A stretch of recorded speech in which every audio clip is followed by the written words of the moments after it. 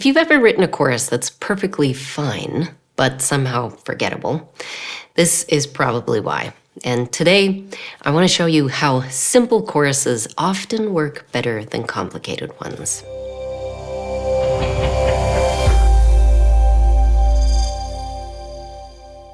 I see this all the time with songwriters, including myself, at every level. We're often taught, directly or indirectly, that the chorus needs to be bigger or smarter or more impressive, and that it has to pay off in the song.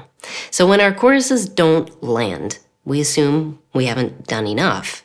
But very often, the problem isn't that the chorus is too simple or underwhelming. It's that we don't fully understand what the chorus is actually supposed to be doing in the song.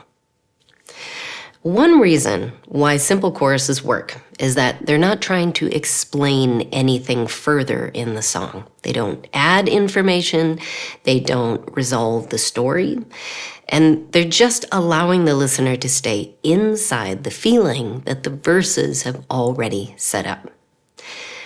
If you listen to the verses of Traitor by Olivia Rodrigo, there's a lot happening emotionally. The verse goes like this: brown, guilty eyes, little white lies. I played dumb, but I always knew that you talked to her, maybe did even worse. I kept quiet so I could keep you. And ain't it funny how you ran to her the second that we called it quits? And ain't it funny how you said you were friends? Now it sure as hell don't look like it. There's this delayed realization, confusion, this sort of slow understanding that she's going through of what actually happened. So the verses are full of this processing and helping us as the listener to understand what the situation is. She's trying to make sense of behavior, and it's got great timing and emotional impact, but it's very focused. So when the chorus comes, it doesn't try to sort any of that out. It just names the central emotional truth and repeats it. And it begins with this line: you betrayed me. I think that pretty much sums it up, right? Then it goes on to say, and I know that you'll never feel sorry for the way I hurt. Okay? Pretty much summarizes how she's feeling in the verse. You talked to her when we were together. I think that's a bit redundant, but it stays focused on what the verse already said. Loved you at your worst, but that didn't matter. It took 2 weeks to go off and date her. Guess you didn't cheat, but you're still a traitor. Now, there's that great rhyme between date her and traitor. It creates a lot of closure for the end of the chorus to make that last line idea of traitor really feel connected to the rest of the song. But I think what probably happened in this song, as it does for a lot of us writers, as we think about what's the last thought we want to leave the listener with in the chorus, and then we think about how we can connect that in, and the idea is traitor, and providing that rhyme at the end with dater was a great way to make that feeling complete and finished. Now this chorus works because it's so tight, so focused, so concise. It's one main feeling, one situation, one thought. You are a traitor, and the verses establish, here's why I feel you are a traitor. All right. Simple choruses don't have to justify themselves. They just are. Let's go back into the past and look at a great song that establishes these same elements. Let It Be by the Beatles. The verses mention searching and uncertainty. Here's how they go, if you're not already familiar. When I find myself in times of trouble, Mother Mary comes to me speaking words of wisdom, let it be. And in my hour of darkness, she's standing right in front of me, speaking words of wisdom, let it be. Now, they introduce Mother Mary, and the second section that concludes with let it be still talks about Mother Mary. That's where the focus comes from, and that makes the chorus an easier lift for the title. Now, in the Beatles' time, there's this great technique of ending the verses with the title. So, as writers, this can be a really great tool to adopt because it helps us to focus. We already know the point we're trying to make.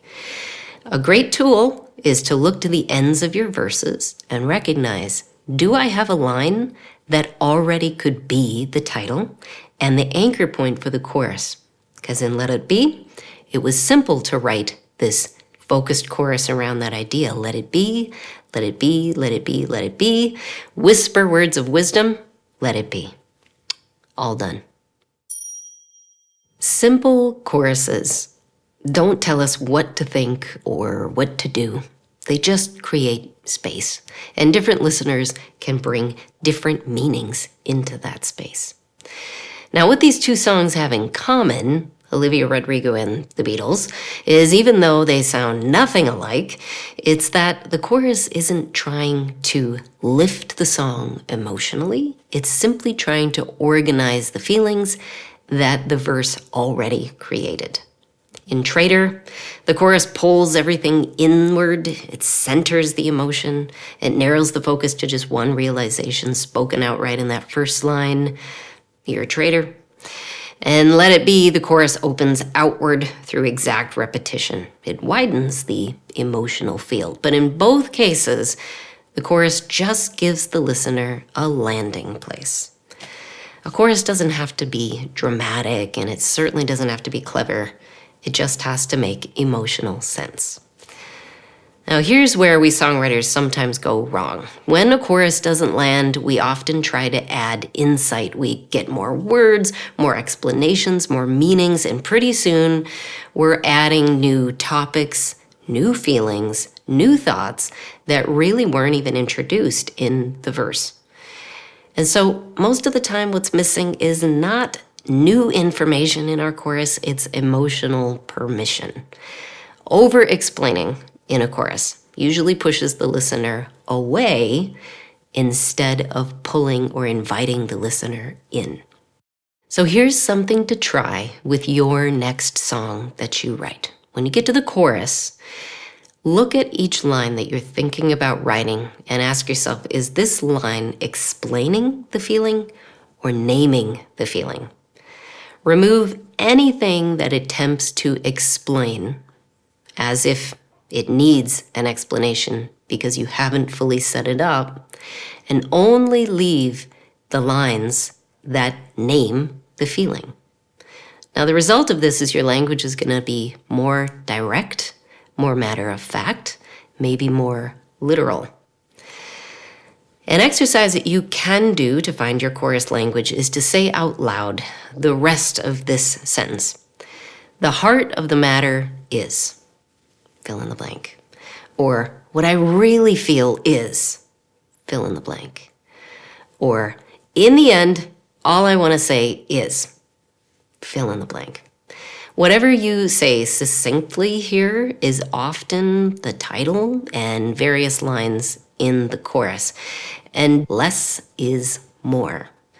Take away some lines. Try repeating what you've said already a few times and let it be a little bit more. If this video helped you at all to see your choruses differently, I would love to hear in the comments below.